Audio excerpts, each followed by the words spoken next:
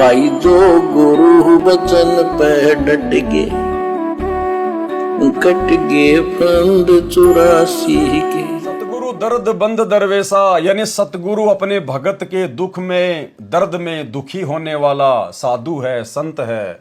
जो मन कर है दूर अंदेशा, यानी अपना तत्व ज्ञान देकर सारे मन के अंदेशों का, शंकाओं का समाधान कर देता है।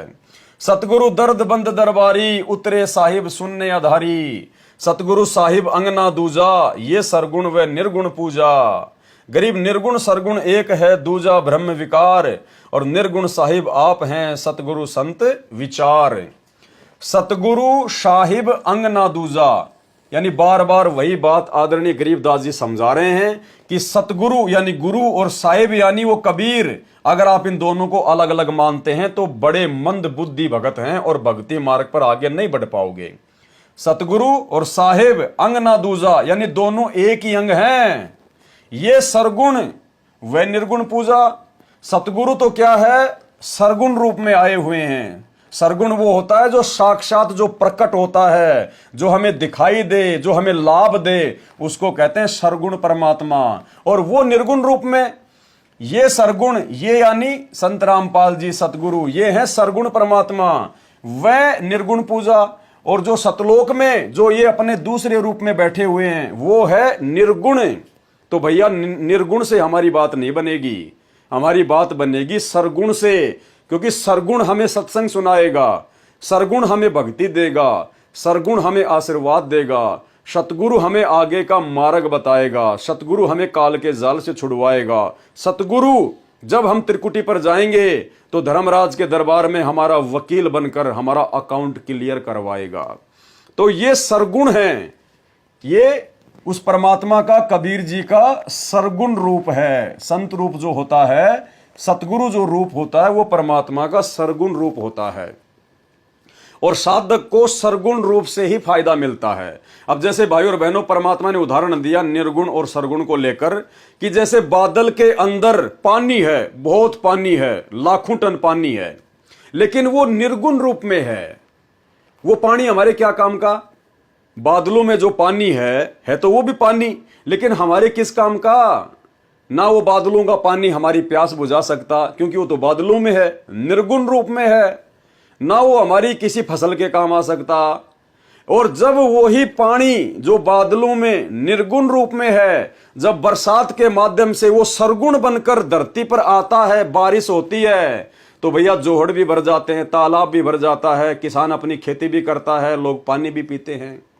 तो वो निर्गुण रूप में, चाहे परमात्मा हो चाहे वो पानी हो, हमारे किसी काम का नहीं। जब वो सरगुण रूप धारण करके पृथ्वी पर आता है, उससे हमारा काम बनता है। तो ये उदाहरण बताया परमात्मा ने।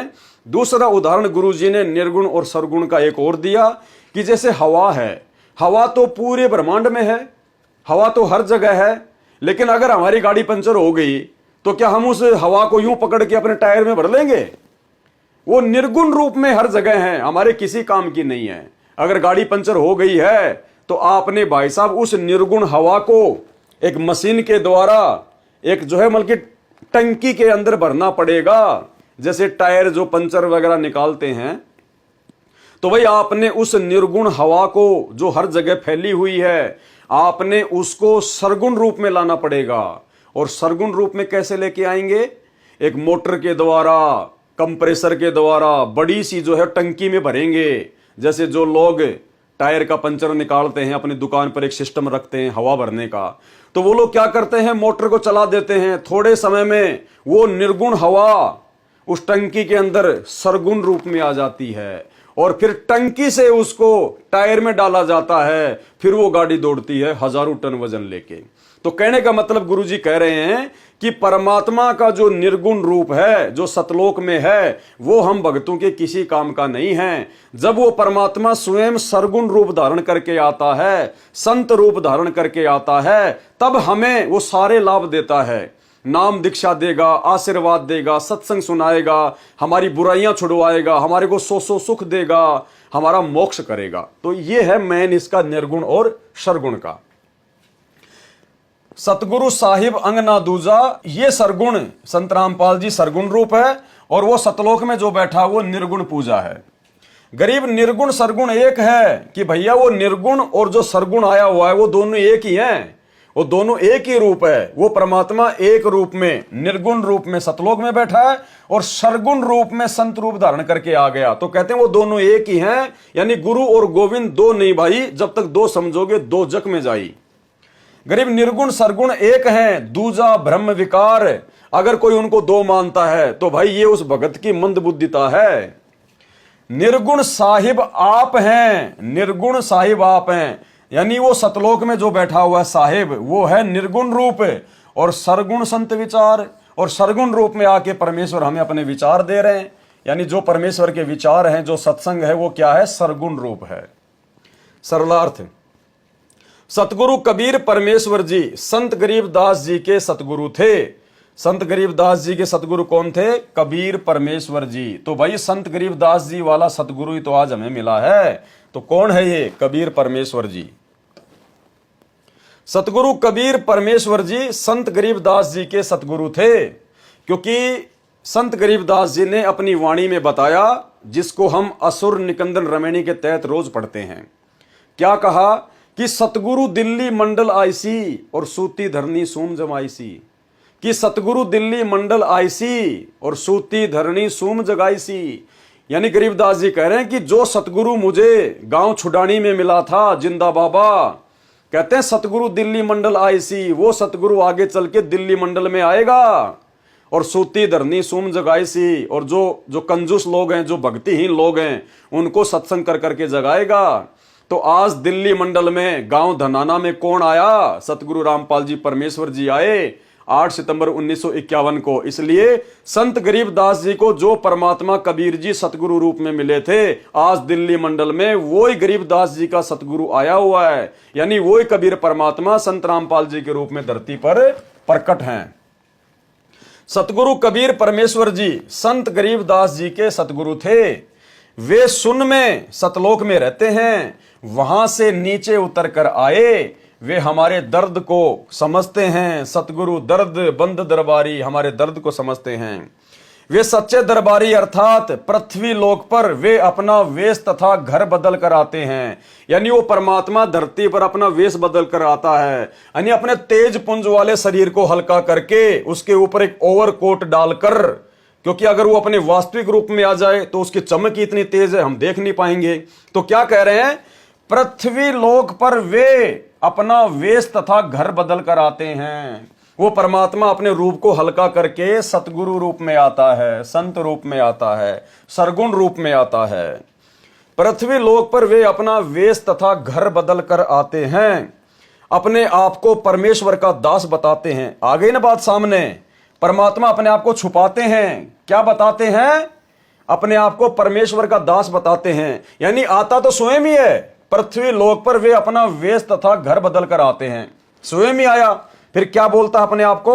अपने आप को परमेश्वर का दास बताते हैं। जिस प्रकार अपने आप को परमेश्वर का दास बता रहे हैं आज सतगुरु रामपाल जी, स्वयं कबीर परमात्मा होकर भी अपने आप को परमेश्वर का दास बताते हैं, संत बताते हैं। संत जो सच्चा है वह परमेश्वर के दरबार अर्थात संसद भवन का प्रतिनिधि होता है। यहां परमात्मा ने अपने आप को छुपा दिया। देखो ऊपर तो बिल्कुल ही जो है वो क्लियर कर दिया कि वो स्वयं ही आते हैं अपना वेश बदलकर और अपने आप को भगवान का दास बताते हैं। और यहां परमात्मा ने अपने आप को छुपा दिया कि वह परमेश्वर के दरबार अर्थात संसद भवन का प्रतिनिधि होता है। क्योंकि आज गुरु जी अपने आप को छुपाते हैं कि मैं तो परमात्मा का प्रतिनिधि हूं, मैं तो परमात्मा का दास हूं। वह सच्चे दरबार की सब खबर रखता है। इसलिए कहा है कि सतगुरु हमारे दुखों से दुखी होता है, इसलिए यहां पृथ्वी पर आकर हमारा कष्ट निवारण करते हैं, सुखी होने की भक्ति विधि बताते हैं। अब सुनना आगे फिर। ऐसा सतगुरु, कौन सा सतगुरु? जो पहले बताया कि वो तो परमात्मा के दरबार का दरबारी है, परमात्मा का प्रतिनिधि होता है। और अब क्या कह रहे हैं?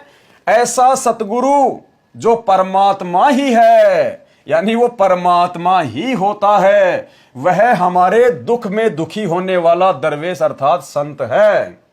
सच्चा ज्ञान देकर हमारी सब आध्यात्मिक शंकाओं का समाधान करके सब अंदेशा अर्थात शंका समाप्त कर देता है। तो भाई आज अपने तत्व ज्ञान से सारी शंकाएं हमारी किसने समाप्त कर दी? उसी दर्द बंद दरबारी ने कर दी, स्वयं परमात्मा ने कर दी।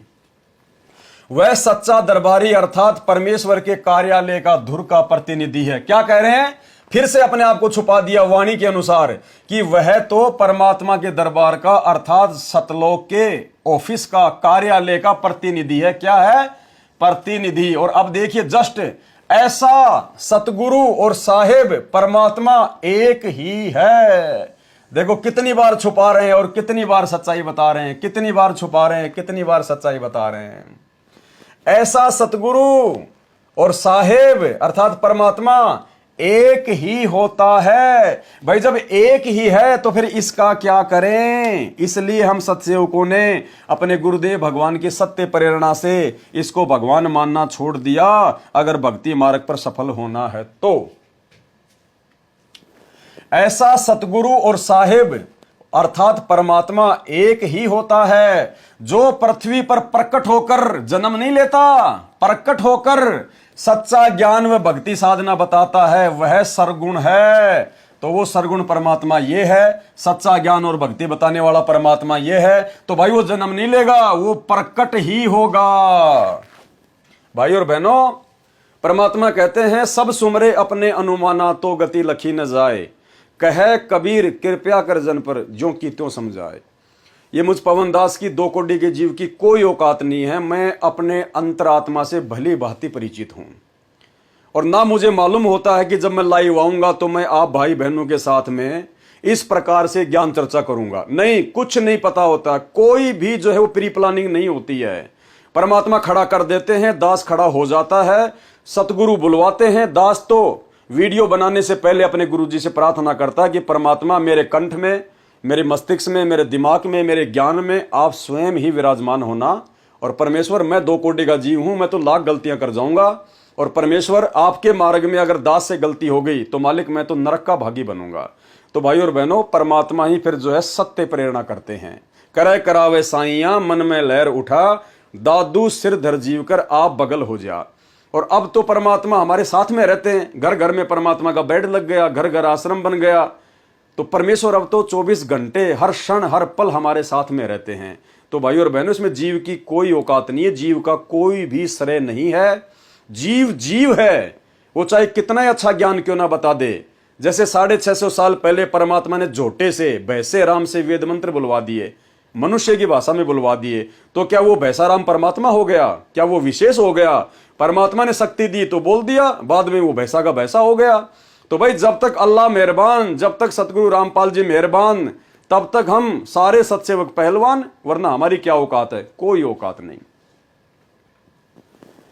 ऐसा सतगुरु और साहिब अर्थात परमात्मा एक ही होता है जो पृथ्वी पर प्रकट होकर स्वयंभू होता है। भाई वो स्वयंभू प्रकट होकर सच्चा ज्ञान व भक्ति साधना बताता है, वह सरगुण है अर्थात साक्षात प्रकट होने वाला, साक्षात लाभ देने वाला। और जो सतलोक में है हमें दिखाई नहीं देता, उसने कर्म आधार विधान बनाकर छोड़ रखा है।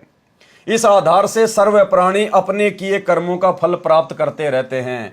इसलिए वहां सतलोक में बैठे परमात्मा को निर्गुण कहा है, क्योंकि निर्गुण रूप में सतलोक में बैठा हुआ परमात्मा का एक रूप हमें भाग्य से ज्यादा नहीं दे सकता। जैसे हमारे भाग्य में लिखा है हमें वैसा ही मिलेगा, कोई परिवर्तन नहीं होगा। और जब वो निर्गुण परमात्मा सतलोक से चलकर संत रूप धारण करता है, सतगुरु रूप धारण करता है, सरगुण रूप में आता है, तो फिर वो गुरु बनकर हमें भाग्य से अधिक भी लाभ देता है। इसलिए वहां सत्यलोक में बैठे परमात्मा को निर्गुण कहा जाता है। वैसे जब परमात्मा पृथ्वी पर संत अर्थात दरवेश रूप में आता है, तब वह भक्ति के साथ मंत्र जाप करने को देकर तथा आशीर्वाद देकर हमारे कर्मों में परिवर्तन कर देता है। तो भाई आज संत रामपाल जी परमेश्वर ने लाखों भक्तों के कर्मों में परिवर्तन किया, यानी हर भगत के ही कर्मों में परिवर्तन किया। अगर परमेश्वर हमारे कर्मों में परिवर्तन ना करें तो ये काल हमारे को एक मंत्र भी जाप ना करने दें। कितने इंटरव्यू, आप इंटरव्यू देखिए संत रामपाल जी के भक्तों के, हर दुखी एक्सरे हाथ में लेके, रिपोर्ट हाथ में लेके, कोई कैंसर का, कोई एड्स का, कोई काहे का है, कोई ये ऑपरेशन, कोई वो ऑपरेशन, किसी की खोपड़ी खुल गई, डॉक्टरों ने मना कर दिया, पैसे लगा लगा के थक गए, किसी की शराब नहीं छूट रही। उन सबके कर्मों में सतगुरु ने सरगुण रूप में आकर, संत रूप में आकर परिवर्तन किया, तब आज हम भक्ति कर पा रहे हैं, नहीं तो भक्ति नहीं हो सकती।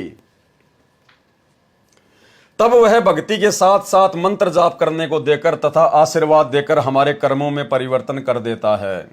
वास्तव में सरगुण तथा निर्गुण दोनों एक ही परमात्मा हैं। क्लियर? वास्तव में सगुण अर्थात सरगुण तथा निर्गुण दोनों एक ही परमात्मा हैं।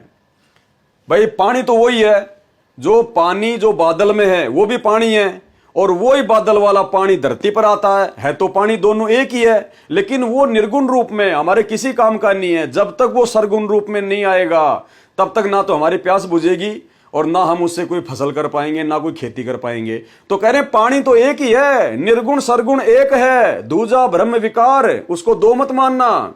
लेकिन वो निर्गुण जब सरगुण रूप में आएगा तब बात बनेगी। तो कह रहे हैं कि सरगुण और निर्गुण परमात्मा एक ही है, यानी सतगुरु रामपाल जी और जिसे आप कबीर परमात्मा समझ रहे हैं, कहते हैं वो दोनों एक ही है, कोई अंतर नहीं है। लेकिन वर्तमान में यदि मोक्ष चाहिए तो आपने वर्तमान गुरु को, वक्त गुरु को, प्रेजेंट गुरु को परमात्मा मानना पड़ेगा। छोटा सा सत्संग गुरु जी का कि प्रेजेंट गुरु को महत्व देना पड़ेगा, प्रेजेंट गुरु के बिना मोक्ष नहीं होगा।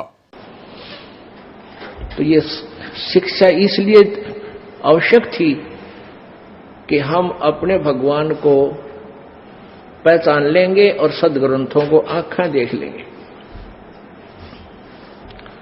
तो 600 वर्ष पहले आकर परमात्मा 64 लाख को की बैटरी चार्ज करके चले गए। वो पार तो नहीं हुए, ना होने थे, क्योंकि जब तक हम प्रेजेंट गुरु को परमात्मा तुल्य मान कर उसके प्रति व्यवहार नहीं करेंगे, हम पार नहीं हो सकते। चाहे कितनी भक्ति कर लें, भक्ति अलग चीज है, वो आपको मिल जाएगी, लेकिन पार होने के लिए आपको प्रेजेंट गुरु को परमात्मा तुल्य मानना होगा। तो हम उस समय कबीर जी को भगवान नहीं मान सकते थे, चाहे हमारे कितने सुख हो गए थे, क्योंकि उन भ्रमित करने वाले अज्ञानी गुरुओं ने, ब्राह्मणों ने, ऋषि महर्षि नकलियों ने परमात्मा की सिद्धांत उलट बता रखा था और वेदों की आड़ में बता रखा था, पुराणों के समर्थन देकर बता रखा था। और वो संस्कृत के ज्ञाता थे, सब ग्रंथ संस्कृत में लिपिबद्ध थे। कबीर परमेश्वर जी को वो कहते थे वो तो अशिक्षित है, उसने